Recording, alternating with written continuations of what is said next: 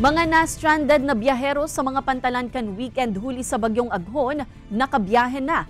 Pag-andam kan Naga City LGU sa pag-abot kan tig-uran, nakatabang man subuot ang aning maibitaran ang pagbaha asin danyos na darakan bagyo. Ani ba pang detalye aramunta sa report ni Jessica Calino.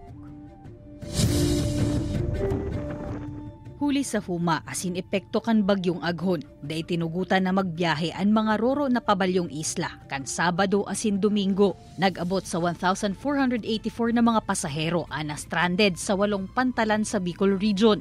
Alagad kasuudma, Mayo 26, nakabiyahe na ang mga na-stranded sa mga pantalan kan Catanduanes asin Tabaco City sa Albay. Kasubagong aga, natugutan namang makabalyo sa Burias Island ang nasa 70 biyahero na na-stranded sa Port Management Unit Compound sa Banwaan kan Pasakaw.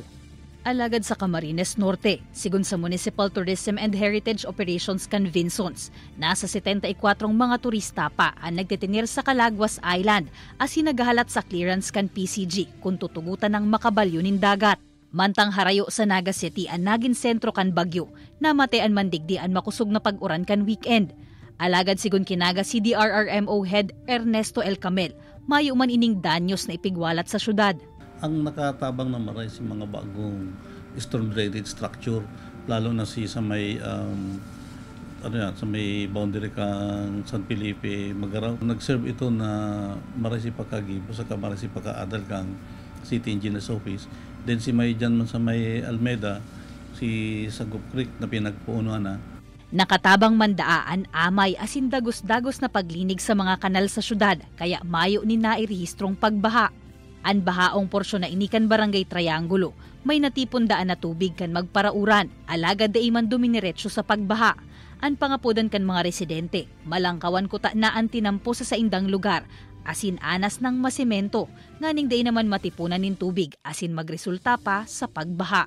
Siguro na po kaming kandyan, approve na kan syudad na tatrabaho sa Nagaro, nasa 3 million to, kantinad kaya na malangkaw ng drainage, tapos tatakupan siya, lagpas na po siya sa Tabok, diversion, doon na sa Salog.